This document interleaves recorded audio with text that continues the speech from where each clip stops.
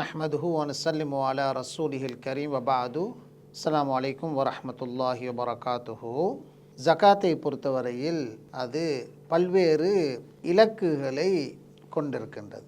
ஜகாத் என்பது இஸ்லாத்தில் ஒரு கடமை போலவே, ஜகாத் என்ற இந்த கடமை நிறைவேற்றப்படுகின்ற பொழுது அதனூடாக எதிர்பார்க்கப்படுகின்ற பல்வேறுபட்ட இலக்குகளும் அடையப்பெறல் வேண்டும் என்பது இதற்கு பின்னால் இருக்கின்ற மிக முக்கியமான அம்சமாகும். அந்த வகையிலே ஜகாத் பல்வேறுபட்ட இலக்குகளை கொண்டிருக்கின்றது. அதிலும் பிரதானமான ஒரு இலக்காக ஆத்மீக ரீதியான மற்றும் ஒழுக்க ரீதியான முன்னேற்றம் ஜகாத்துடைய மிக முக்கியமான ஒரு இலக்காக காணப்படுகிறது. அதாவது ஜகாத்தை வழங்குகின்றவர்கள், அதனை பெறுகின்றவர்களுக்கு மத்தியிலே ஒரு ஆத்மீக ரீதியான, ஒரு ஒழுக்க ரீதியான, ஒரு பண்பாடு ரீதியான ஒரு மாற்றம் ஒன்று, ஒரு முன்னேற்றம் ஒன்று ஏற்படுகிறது என்பது இதனுடைய மிக முக்கியமான அம்சமாகும். குர்ஆனும் சொல்வது போன்று ஹுஸ்மின் அம்வாலிஹிம் சதகா துதஹிருஹும் வ துஸக்கீஹிம் பிஹா, நீங்கள் அவர்களது செல்வங்களிலிருந்து அவர்களை சுத்தப்படுத்துகின்ற, தூய்மைப்படுத்துகின்ற செல்வ ஜகாத்தை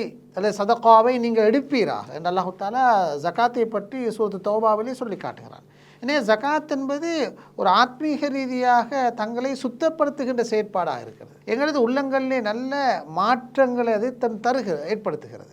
உழைப்புத்தனம், கஞ்சத்தனம், பெருமை உணர்வு, பொருட்கள் மீது இருக்கின்ற அளவு மீறிய ஆசை அல்லது ஹராமா சம்பாதிக்க வேண்டுமென்ற ஒரு கீழ்த்தரமான உணர்வு போன்றவற்றை தூய்மைப்படுத்தி சுத்தப்படுத்தி அல்லாஹு தஆலா தனக்கு தருகின்ற செல்வம் முறையாக வர வேண்டும் என்பதற்காக ஹலாலாக சிந்திக்கின்ற, முறையாக கௌரவமான தொழில்களில் ஈடுபடுகின்ற, சுத்தமாக ஹலாலாக சம்பாதிக்கின்ற ஒரு கலாச்சாரம், ஒரு மாற்றம், ஒரு முன்னேற்றம் ஒரு மனிதனுடைய உள்ளத்திலே இந்த ஜகாத் பற்றிய இந்த சிந்தனை அதனூடாக ஏற்படுகிறது.